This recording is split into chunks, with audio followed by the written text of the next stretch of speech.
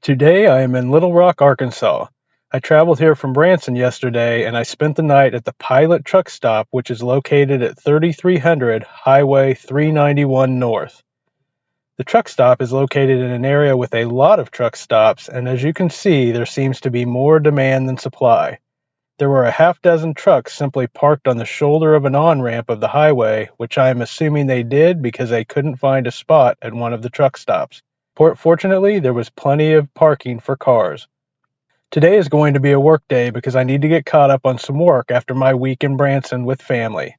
So, after working in my car for about an hour at the truck stop, I headed to a Starbucks for my morning Earl Grey tea and to upload some videos using their high-speed internet.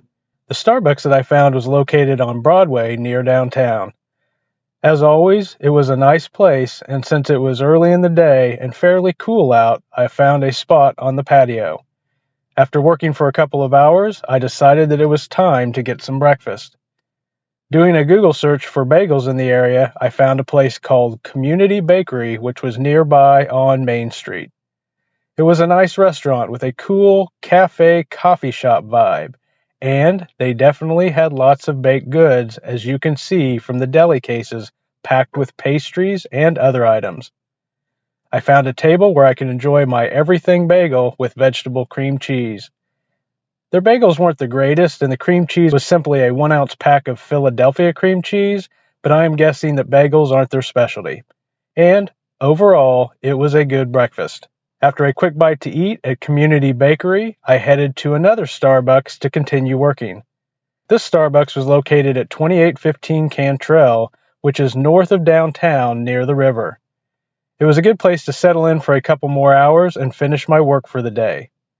After wrapping things up at Starbucks, I decided that it was time for a late lunch, so I went on Google and looked for vegetarian restaurants in the area.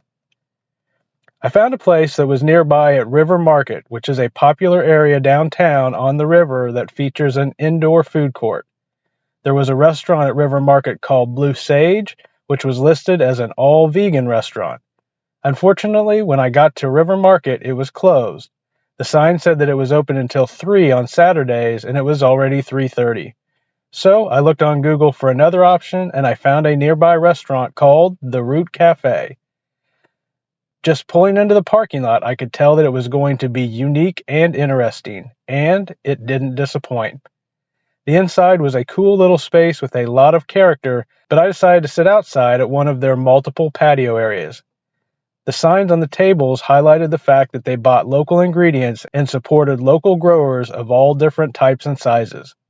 I decided to try their spiced pecan salad, which featured local pecans with an original spicy seasoning, local seasonal fruit, and feta cheese from a local creamery called White River.